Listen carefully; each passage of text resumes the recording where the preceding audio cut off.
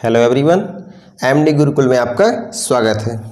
तो कुछ कल की बात कर ली जाए। एक कल पहले नंबर पर चल रहे थे हर्ष प्रजापति, दूसरे नंबर पर नीरज वर्मा, तीसरे नंबर पर महाकाल द्विवेदी और तीसरे नंबर पर ही थे कूल फ्यूचर। चौथे नंबर पर तन्या तिवारी और पाँचवें नंबर पर आकांक्षा तिवारी। तो इसमें 10 मिनट की एक वीडियो चलती है, उसके बाद 5 क्वेश्चन उसी वीडियो से संबंधित पूछे जाते हैं, जिनके जवाब आपको कमेंट बॉक्स में लाइव चैट में देना पड़ता है। तो आइए आज के जो 50 क्वेश्चन हैं वो करते हैं। देखिए, किस सुल्तान ने अपनी राजधानी दिल्ली से दौलताबाद स्थानांतरित की, यानी दिल्ली से दौलताबाद लाया? तो मोहम्मद बिन तुगलक। देखिए, मोहम्मद बिन तुगलक था जो सन की दिमाग का था। इसका कोई अता पता ही रहता था। जो भी काम करता था अच्छे काम करता था, लेकिन उसके काम बिगड़ जाते थे हमेशा। सन की दिमाग था उसका, तो सनक सवार रहती थी उसे केवल। तो दिल्ली से कहाँ लाया ये? दिल्ली से दौलताबाद इसने स्थानांतरित कर दी थी मोहम्मद बिन तुगलक ने। अब देखिए 152, प्रथम पंचवर्षीय योजना कब प्रारंभ हुई थी? 1951 में। ठीक है। चीनी यात्री हुएन सांग ने किस विश्वविद्यालय में अध्ययन किया था? तो नालंदा। क्वेश्चन बहुत आता है कि जो चीनी यात्री हुएन सांग था वो किस विश्वविद्यालय में अध्ययन किया था उसने? तो नालंदा विश्वविद्यालय में अध्ययन किया था। ये कौन सा रक्त समूह सर्वदाता कहलाता है? तो ओ। सभी लोग जानते हैं सर्वग्राही ए भी है और सर्वदाता ओ है। मनुष्य के शरीर में कितनी हड्डियां होती हैं? तो 206 हड्डियां पाई जाती हैं मनुष्य के शरीर में। सूर्य के प्रकाश से कौन सा विटामिन प्राप्त होता है? तो विटामिन डी। ये भी क्वेश्चन मोस्ट है। ठीक है, विटामिन डी प्राप्त होता है सूर्य के प्रकाश से विटामिन। अब देखिए, मादा एनाफ्लीज मच्छर के काटने से कौन सा रोग होता है? मलेरिया। क्वेश्चन आता है, बताइए मलेरिया किस मच्छर के काटने से होता है? नर मच्छर या मादा मच्छर? तो मादा मच्छर से। नर मच्छर कभी भी नहीं काटता है ना, नर मच्छर खून पीता है। और नर मच्छर जो होता है वो पेड़ों में बैठता है हमेशा। रेलवे क्वेश्चन है, बताइए नर मच्छर कहाँ से भोजन ग्रहण करता है? तो ये फूल पत्तियों से भोजन ग्रहण करता है अपना। बल्कि मादा जो एनाफ्लीज होता है वो मनुष्य के रक्त को पीता है। अब देखिए, टेलीफोन का आविष्कार किसने किया था? Alexander Graham Bell. ठीक है, अलेक्जेंडर ग्राहम बेल ने टेलीफोन का आविष्कार किया था। प्रकाश की गति कितनी होती है? तो देखिए, इसमें होती है 3 लाख किलोमीटर पर सेकंड होती है। पृथ्वी सूर्य का चक्कर लगाती है, यह सबसे पहले किसने बताया था? तो कोपरनिकस ने बताया था।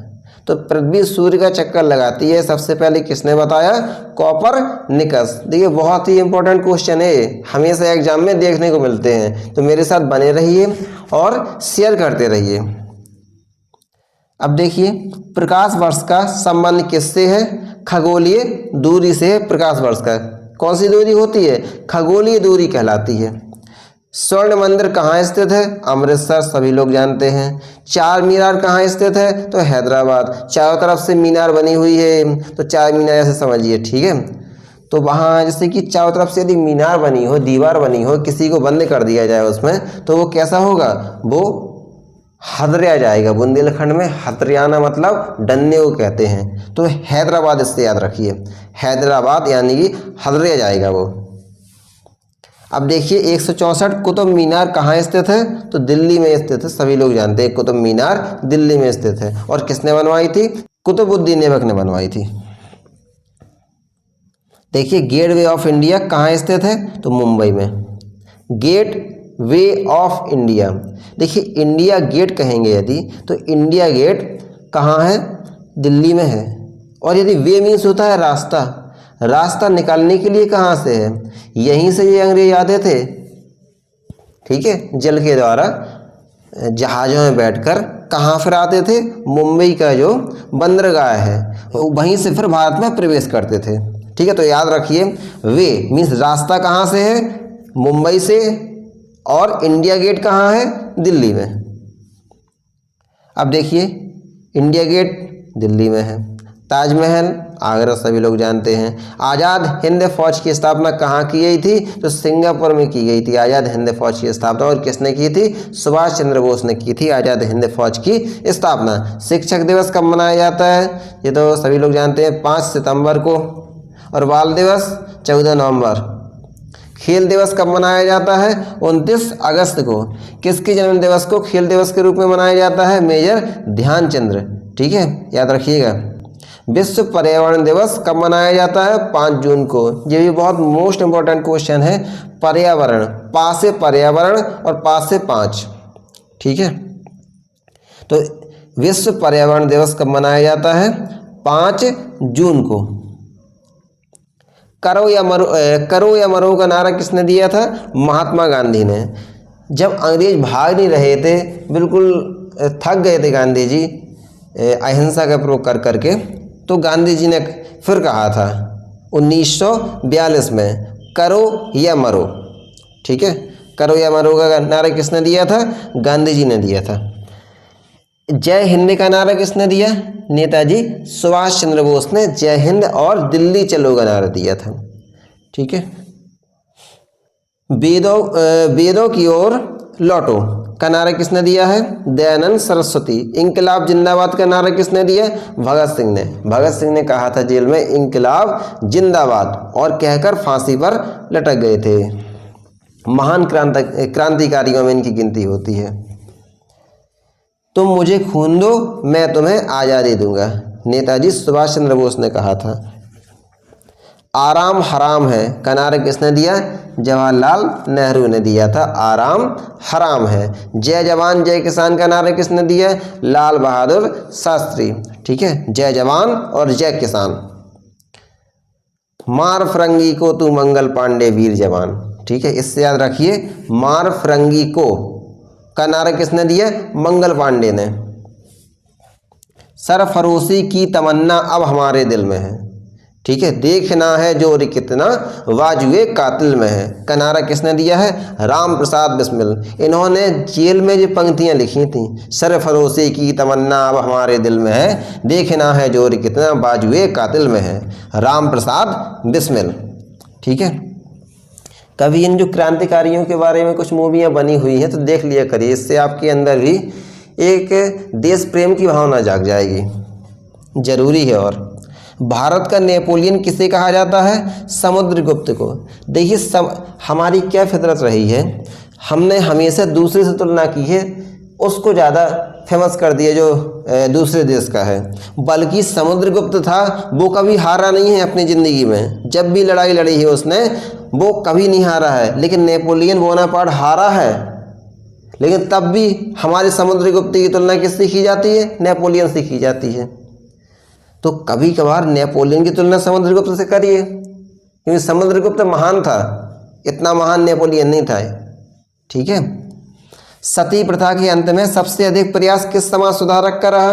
राजा राम मोहन राय। ठीक है, राजा राम मोहन राय ने बहुत कोशिश की है सती प्रथा को बंद करने की।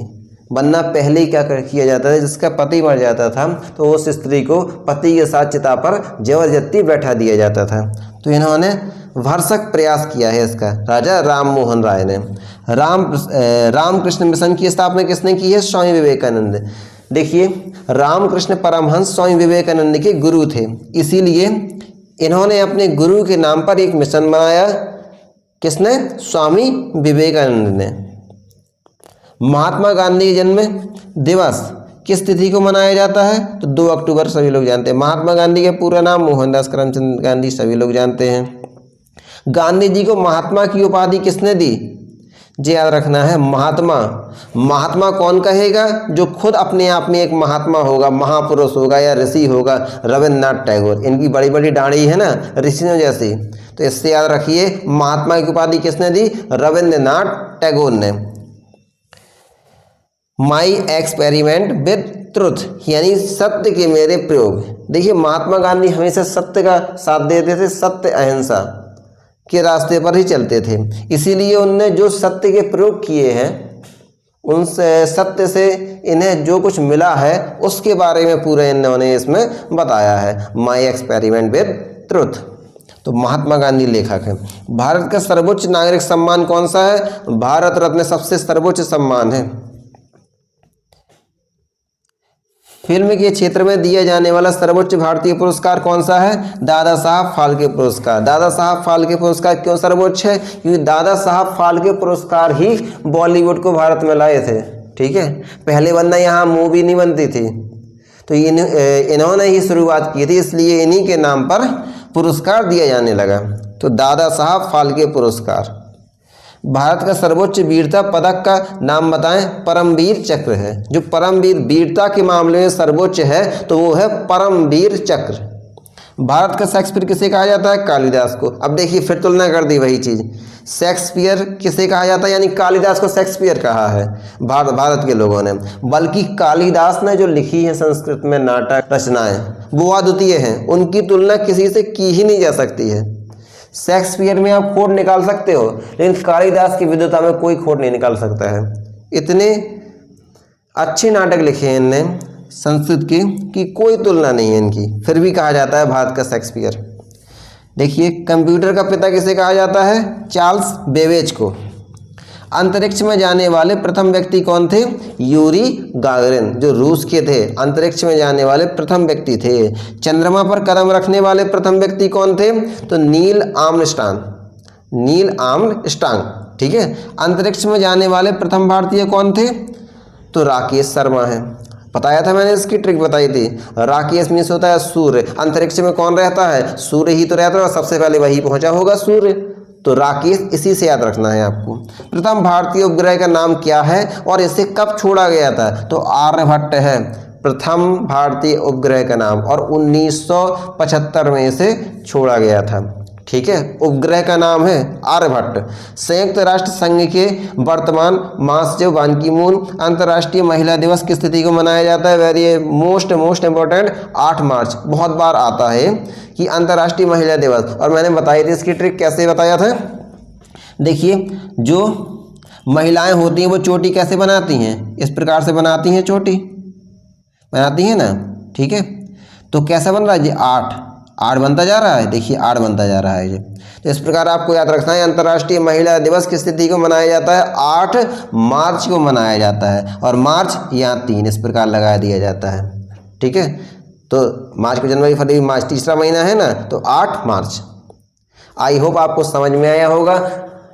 इसके बाद देखिए अब 5 सेकंड का टाइमर चलेगा, उसके बाद आपके सामने 5 क्वेश्चन आएंगे। तो 5 क्वेश्चन की जवाब आपको बड़ी ही तत्परता के साथ और सही सही देना है।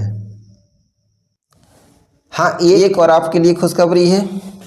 कल से डेली दोपहर 1 बजे एक और क्लास आ रही है, जिसमें मैं आपको प्रीवियस ईयर के क्वेश्चन करवाऊंगा। मोस्ट इम्पोर्टेंट, यही क्वेश्चंस बार बार सभी एग्जाम्स में दोहराए जाते हैं। तो मेरे साथ बने रहिए। और देखिए एक किताब किसने लॉन्च की है? खान सर, जो जीके के भगवान है समझिए। उनकी ये बुक है जो एनटीपीसी और ग्रुप डी वालों के लिए तो रामबाण है। जो इसमें क्वेश्चन दिए रहते हैं वही क्वेश्चन बार बार दोहराए जाते हैं। तो आप सीरियस होके केवल मेरे साथ पढ़ते जाइए, आप पूरे परिपक्व हो जाएंगे। कोई भी एग्जाम होगा आपका निकलेगा। इसमें मैं साइंस करवाऊंगा और उससे संबंध आपकी जीके के क्वेश्चन भी हैं। ठीक है, मतलब इतिहास भी है, भूगोल भी है, अर्थशास्त्र भी है, और संविधान, सब कुछ है इसमें। और साइंस के अच्छे क्वेश्चन रखे हुए हैं जो रेलवे के लिए समझिए रामबाण है। और दूसरे एग्जाम में भी यही क्वेश्चन आते हैं, क्योंकि क्वेश्चन आपके लिमिटेड हैं। वही क्वेश्चन बार बार दोहराए जाते हैं, लेकिन कन्फ्यूजन के कारण वही क्वेश्चन गलत हो जाते हैं। तो मेरा टारगेट है केवल आपका कन्फ्यूजन दूर करना ट्रिक के द्वारा। जिस तरीके से होगा मैं आपको वो क्वेश्चन रटवा दूंगा, बिल्कुल डिक्टू। देख लेना, फिर किसी के सामने आप जाकर कोई क्वेश्चन करेगा, आपके जवान में होगा वो क्वेश्चन, और पेपर में भी यदि क्वेश्चन आ गया तो 4 ऑप्शन नहीं दिखेंगे आपको गारंटी से 1 ऑप्शन दिखेगा। मेरा ये वादा है। तो आप मेरे साथ बस बने रहिए और शेयर करते रहिए, थोड़ा मुझे भी मोटिवेट करते रहिए। ठीक है, तो आइए अब क्वेश्चन देखते हैं।